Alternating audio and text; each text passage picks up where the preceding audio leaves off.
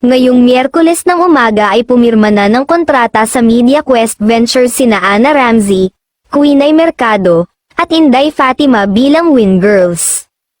Ang Win Girls ang makakasamang co-hosts ni Willie Revillame sa kanyang comeback TV show na mapapanood soon sa TV5. Ang bongga nga ng tatlong Win Girls ni Kuya Will dahil talented, pretty, at funny umano ang mga ito.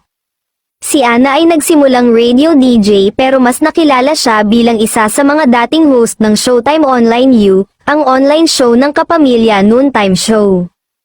Si Quinay naman ay sumikat sa kanyang mga TikTok videos dahil sa kanyang nakakaaliw na Batanguey na accent.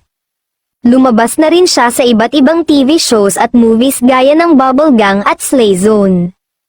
Isang probinsyana beauty queen at influencer naman si Inday Fatima.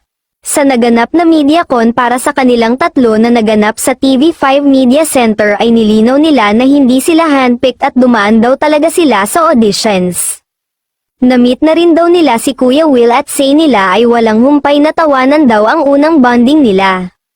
Revelasyon din nila na may dalawa pa silang makakasama sa Win Girls na ipapakilala soon, bago nga matapos ang MediaCon ay pinakita ang silhouette ng dalawa pang magiging co-hosts ni Kuya Will. I'm sure aabangan na ng mga kapatid kung sino pa ang dalawang co-hosts na base sa silhouette na pinakita ay mukhang isang sports celebrity or atleta. Samantala, naiyak naman si Quinay sa kanyang closing speech sa MediaCon.